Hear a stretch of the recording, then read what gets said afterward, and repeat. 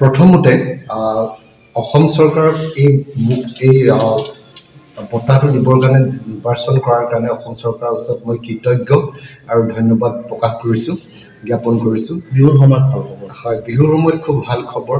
আৰু এই এৱাৰ্ডটো নিৰ্বাচন কৰাৰ আঁৰত একচুৱেলি এই এৱাৰ্ডটো অকল ল'লে মই অংশীদাৰ অকল মই নহয় বুলি ভাবোঁ। মোৰ সমগ্ৰ অসমৰ বিহুৱা বিহুৱতী আৰু লগতে যে মোৰ গাঁওখনত যি ধৰণে মই বিহুটো প্ৰথম শিকিছিলোঁ, তো গতিকে গোটেই মোৰ গাঁওখনেই প্ৰথম গুৰু আছিল। তো গাঁওখনৰ মোৰ যিসকল অগ্ৰজ, যিসকলে মোক বিহু শিকাইছিল, তেওঁলোকৰ এই এৱাৰ্ডটোৰ অংশীদাৰ।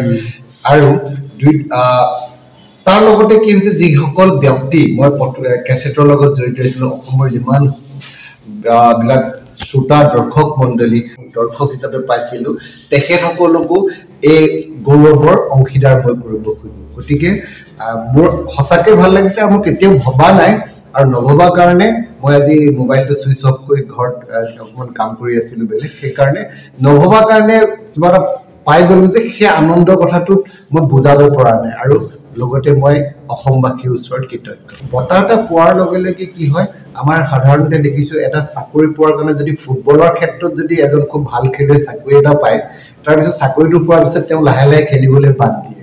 কিন্তু আমাৰ ক্ষেত্ৰত হৈছে এই বঁটাটো পোৱাৰ লগে লগে আমি বহুত অনুপ্ৰাণিত হওঁ।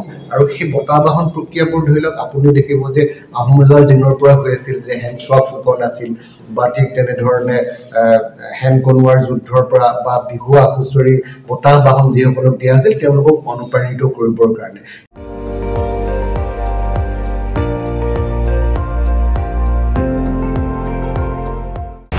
আপুনি চাই আছে ND24, সৰ্বশ্ৰেষ্ঠ নহয় সৰ্বোত্তমৰ দৌৰ।